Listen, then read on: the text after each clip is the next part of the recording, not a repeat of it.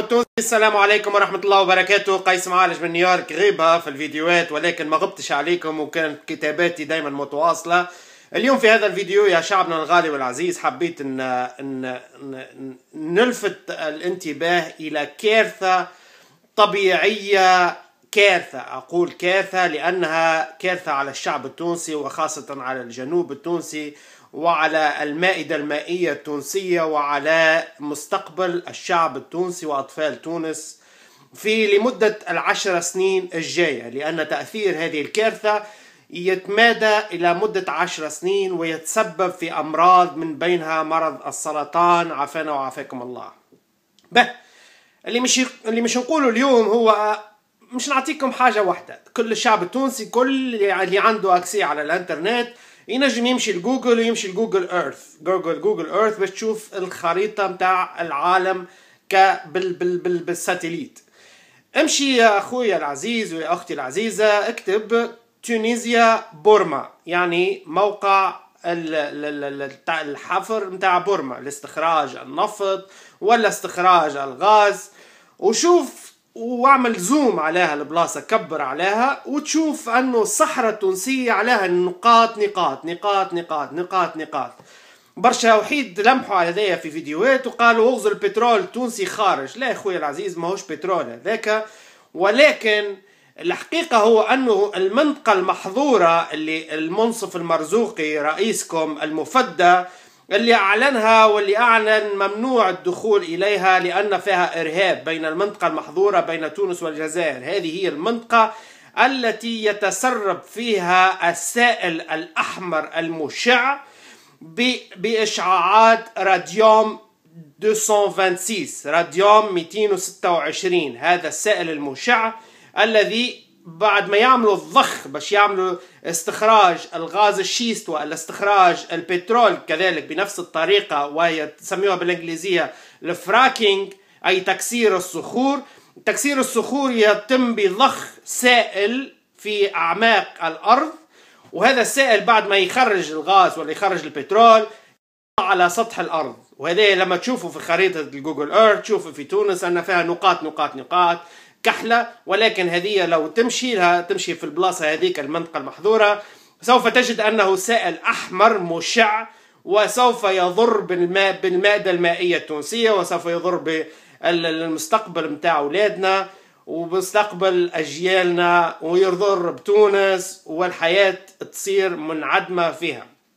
هذايا الأمر هذايا، يعني اللي مش يسمع الفيديو هذايا وخاصة المحامين يقوموا فورا برفع قضية في المحاكم الدولية العالمية ضد الشركات هذه اللي قاعدة تستخرج بهالطريقة هذه وما هيش قاعدة تنظف وراها، وكذلك الحكومة التونسية التي تسترت على الموضوع هذايا وغطات عليه وقال شنو إرهاب وما إرهاب وما إرهاب. كذبة كذبة كذبة. ومرزوقي تفضحت في هالموضوع هذايا، والرجاء من اللي يشوف الفيديو هذايا يعمل له بارتاج ويوصل المعلومة ويخبر الناس كل لتوقيف هذه المجزرة التي قاعدة تحدث ضد الشعب التونسي ككل وضد تونسنا العزيزة والغالية. غبت عليكم ولكن منيش مش نغيب عليكم. الرجاء كما قلت يعني بث يعني تسريب هذا الفيديو إلى جميع المناطق، ودعوة إلى الشباب الجنوب التونسي لدخول هذه المناطق المحظورة، وحتى يقولوا لكم محظورة وأنها مراقبة من الجيش التونسي أكيد راح مش يساندكم في هالموضوع هذايا، لأنه كذلك الجيش هم شباب تونس وهم شعب تونس، واللي ما يقبلوش على أنه حاجة تضر بتونس وتضر بمستقبل أولادهم اللي هما في طبيعة الحال كذلك أولادنا. يمشيوا يا شعب تونس لهالمناطق المحظورة وشوفوا هالتسربات خاصة في البورما، وشوفوا هالتسربات متاع السائل الأحمر المشع، وكلامي صحيح ولا كلامي غلط، وحاسبوني إذا كان تحبوا. الكلام هذايا لازم يوصل إلى الجميع، وكذلك أعيدها يمكن رفع قضية في المحاكم الدولية ضد هالشركات هذه التي يعني تسببت في تلوث للبيئة وتلوث للطبيعة. بالله انشر الفيديو هذايا ووصل المعلومة، والسلام عليكم ورحمة الله وبركاته.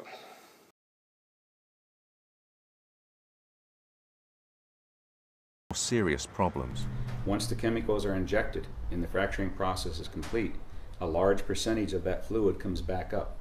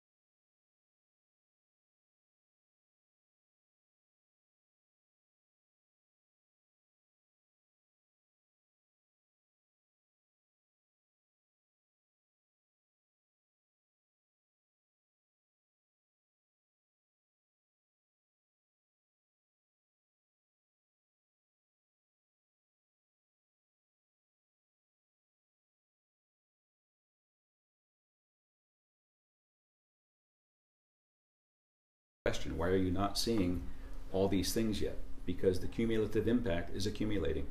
Come back in 10 years. The ecologist met with an ex-gas industry employee who described a spill on a site that he worked on. Some of the sites are well regulated, yeah, where DEP and OSHA and stuff like that, where they're right on them and stuff, yeah, they're well regulated. But the rest of the 95% of them, where they're not going to go out to the site and look at them, no. No, they're not well regulated. Some of them are real bad.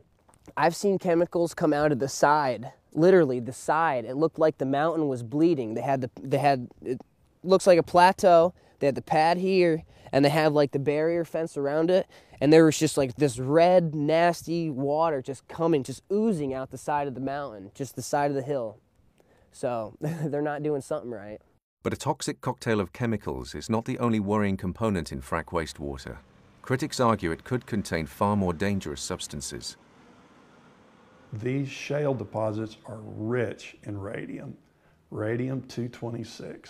The level of radium in the Marcellus is about 267 times the safe disposal amount, meaning it'll kill you. So there's anecdotal evidence that these frac fluids will leach uranium out of these shale deposits. There's also radon in these shale deposits. So In addition to the fracking fluid, which we know is toxic, the frac flowback leaches radium out of the shale. The radium is carcinogenic, and that's something that's being introduced to the surface in a spill that wasn't there before. As the profile of the potential dangers of hydraulic fracturing grows, both public and experts are becoming increasingly... Bust a hole in that theory. Okay, so here it goes on to say here that fracking for gas not only releases toxic chemicals, but can contaminate drinking and groundwater, and also releases substantial quantities of radioactive poison from the ground that will remain hot and deadly for thousands of years. Okay, the report says that it's radioactive materials in the shale, including radium-226, with a half-life of 1,600 years. A half-life is how long it takes for radioactive substances to lose half of its radiation. It is multiplied between 10 and 20, and I suggest 20, to determine the hazardous lifetime of a radioactive material, how long it takes for it to lose its radioactivity. Thus, radium-226 remains radioactive for between 16,000 and 32,000 years. I'm going to read a little bit more before I progress on here because I got a lot of stuff. Horizontal hydrofracking for natural gas in the Marcellus Shale region of New York State has a potential to result in the production of large-scale amounts of waste materials containing radium-226 and radium-228 in both solids and liquid mediums. Now, if you're still wondering, is there a concern here? I went and pulled this up here. This is from the Massachusetts Department of Environmental Protection, and there's your federal regulatory limit right there. It tells you how much 228 and 226 of radium you're supposed to have. It's 5 picocuries per liter. And if you're still wondering, is it dangerous? Well, they said right here, critical effects. Radium-226 and radium-226 and 228 emit alpha radiation. All alpha radiation is considered to have the potential to cause cancer as a result of its interaction with genetic material. A number of human epidemiological studies indicate increasing risk of various types of cancer associated with increasing doses of ionizing radiation. The cancers produced by radiation cover the full range of carcinomas and sarcomas. Every form of cancer has been shown to be induced by radiation. Hold on, it just gets better than that, because I know a lot of folks here, they have a hard time sucking up this whole radium thing. Sorry, but I've been trolled too much. It's time I deal with this. Okay, so here, radium emits several kinds of radiation, in particular alpha and gamma radiation. Alpha radiation is only concerned if radium is taken into the body through inhalation or ingestion. Gamma radiation or rays can expose individuals even at a distance. As a result, radium on the ground, for example, can expose individuals externally to gamma rays or be inhaled or ingested with contaminated food or water. The greatest risk from radium in the environment, however, is actually its decay product, radon. Now, I want to touch on one more thing here before I get into the radon. The food and water. I found this study here, and it's from California in 2006. And on page 15, it has a little table here, and it's quite interesting. The estimates of total dietary intake picocurie per diet of radium-226 and 228. And oddly enough, New York, out of the cities, the 5 cities that were tested there, New York had the highest levels. There's the totals on the bottom here. So, and here's the different types of food. So if you folks want to take a look at this, it's quite interesting. But I want to get into the radon because this is where I've really, I have a hard time here. Every time, anyone pulls out a rain sample, it's always radon gas, and therefore we have no reason to worry about it. It's only radon. Radon's all right.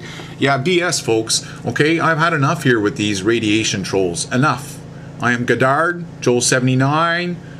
Shane 777, bring it on, guys. Enough of this crap here. You prove to me radon gas is safe, and I'll prove to you radon gas is dangerous. And it all starts right here, folks. This video here, Health Canada here. I'm going to pull out. Hold on a second as I scroll down here. Scroll down, and I've got it right here. Okay. Alpha emitters and beta emitters differ in magnitude of their biological effects. Alpha particles interact very strongly with human tissue through a transfer of energy. Beta particles interact less strongly than alpha particles, which allows them to travel farther through tissue before their energy is transferred. The difference between alpha and beta particles effects is the concentration of tissue damage. Alpha particles may damage many molecules over a short distance, whereas beta particles may damage molecules spread over a greater distance. The extent of damage depends upon the energy emitted by individual alpha or beta particle species. Gamma radiation is a form of electromagnetic radiation or light emissions at a frequency resulting from subatomic particle interactions such as radioactive decay. Gamma radiation is generally considered as light having the highest frequency and energy as well as the shortest wavelength within the light spectrum. As a result of its high energy content, gamma radiation is able to cause serious damage when absorbed by living cells. So this is what I've had a real hard time with a lot of folks here. Moving along here, this is again from Health Canada. It's all linked down below here. Most radon inhale is exhaled and remains in the lungs for only a short period of time. The radon daughter, progeny here 218, is very reactive and electrostatically attracted to tiny particles in air. These particulates are inhaled and deposited in the lung. Radon's daughters then decay subsequently, releasing damaging alpha and beta particles. Therefore, it is the radon progeny, not radon itself, that actually causes damage to the bronchial epithelium because of only the progeny remain in the lungs long enough to decay significantly. Okay? Radon is classified as a human carcinogenic. Enough with the BS, folks. I've had enough here of all this stuff coming out here and trolling me, trying to say that radon gas is not dangerous. Eat it up, guys.